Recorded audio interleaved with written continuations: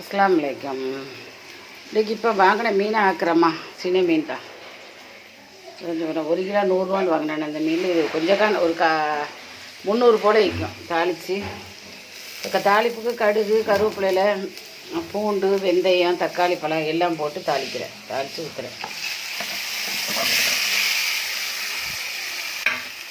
சிறுகிழங்குக்கு வெங்காயம், சின்ன வெங்காயம் தான் போட்டேன். இறால், தேங்காய் பால், கருவேப்பிலையில் பச்சை மிளகாய் எல்லாம் போட்டு சிறுகிழங்கு. சிறுகிழங்குக்கு மீன் இல்லையான்னு யோசிச்சுக்கிட்டு இருந்தேன். அதான் தந்துட்டேன். காலையிலே வந்துட்டேன். அப்பளம் பொரிக்கணும். சோறு அடுப்பில் வச்சுட்டேன். மீனுக்கு தேங்காய் பால்.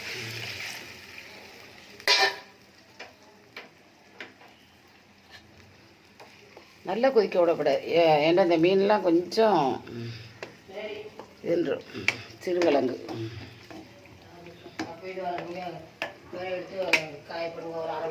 அதான் வேலை முடிஞ்சிட்டு இல்லையா. மீன் கழுவி தந்தே பெரிய உதவி.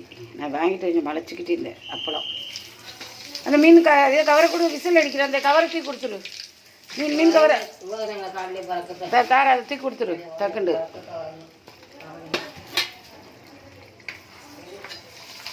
அவங்க வச்சிரு. அந்த அந்த குப்பை வைக்கிற இடத்துல வச்சிரு.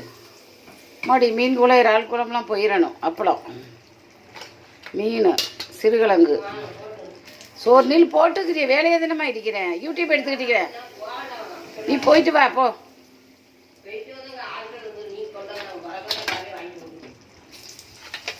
ரொம்ப விவரம் இல்லாத ஆட்கள்மா.